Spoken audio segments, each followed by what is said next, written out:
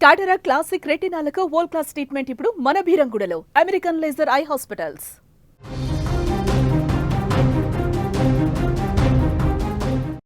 Breaking news చూస్తున్నాం. New York ఎయిర్పోర్ట్లో ప్రమాదం జరిగింది. ఒకదానికి ఒకటి ఢీకొట్టుకున్న ఈ రెండు విమానాలు. లగార్డియా విమానాశ్రయంలో ఈ ఘటన జరిగింది. నెమ్మదిగా వెళ్తుండగా గేటు వద్ద ఈ ప్రమాదం జరిగినట్టుగా ఇన్ఫర్మేషన్ వస్తోంది. ఒక విమానం రెక్క మరొక విమానం ముక్కు భాగానికి తగలటంతో ఈ ప్రమాదం జరిగింది.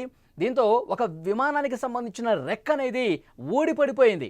ఈ ఘటనలో ఒక ప్రయాణికుడికి గాయాలు కూడా అయినట్టుగా సమాచారం వస్తుంది.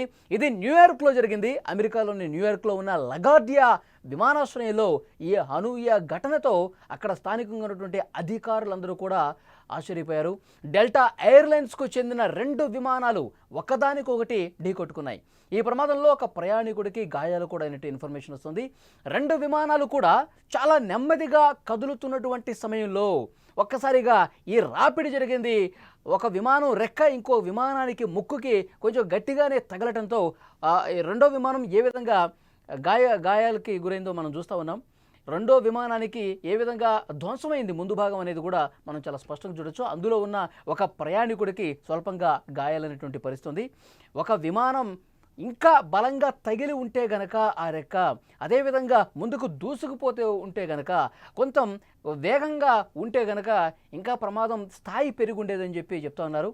ఒక విమానానికి ఏ విధంగా ముందు భాగం ధ్వంసమైందో చాలా స్పష్టంగా అర్థమవుతుంది. ఆ రెక్క కొంత బలంగా ఢీకొట్టడం వల్ల అది జరిగింది.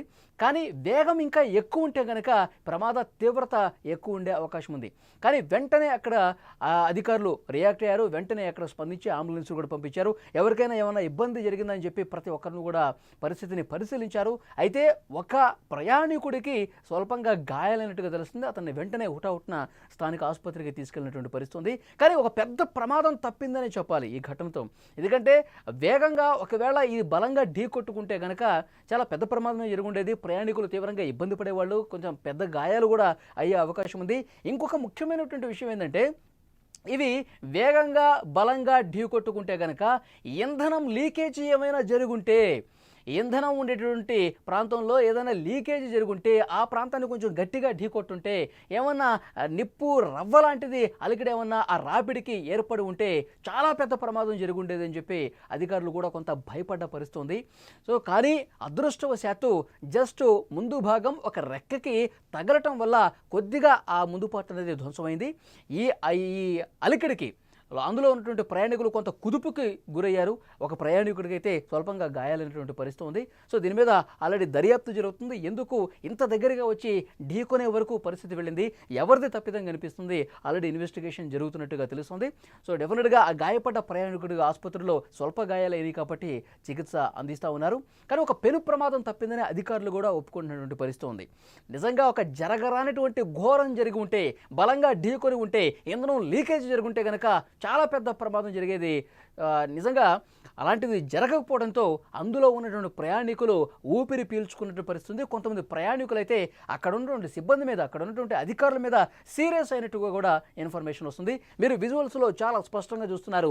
న్యూయార్క్లో లగార్డియా విమానాశ్రయంలో రెండు విమానాలు ఢీకొన్నటువంటి సందర్భంగా అక్కడ ఉన్నటువంటి విజువల్స్ మీరు చూస్తూ ఉన్నారు. ప్రమాద అనంతర దృశ్యాలు మీరు స్క్రీన్ మీద చూస్తున్నారు. అక్కడ కింద మనకి ఎయిర్పోర్ట్ పోలీసులు కనిపిస్తున్నారు, అధికారులు కనిపిస్తూ ఉన్నారు. వాళ్ళు ఇన్వెస్టిగేషన్ ఆల్రెడీ స్టార్ట్ చేశారు. ఎందుకు ఈ విధంగా జరిగింది, భవిష్యత్తులో ఇలాంటివి స్వల్ప ప్రమాదాలు కూడా జరగకుండా ఉండేందుకు ఎలాంటి చర్యలు తీసుకోవాలి, ఇవన్నీ తీసుకుంటున్నటువంటి పరిస్థితి కనిపిస్తుంది. న్యూయార్క్లో ఈ ప్రమాదం జరిగింది. ప్రస్తుతం ఎంత పరిస్థితి అదుపులోకి వచ్చినట్టుగా తెలుస్తుంది, అంతా సద్దుమణినట్టుగా తెలుస్తుంది. ప్రయాణికులు ఆ తర్వాత మరొక విమానంలో వాళ్ళ గమ్యస్థానాలకు వెళ్ళినట్టుగా సమాచారం అయితే వస్తోంది.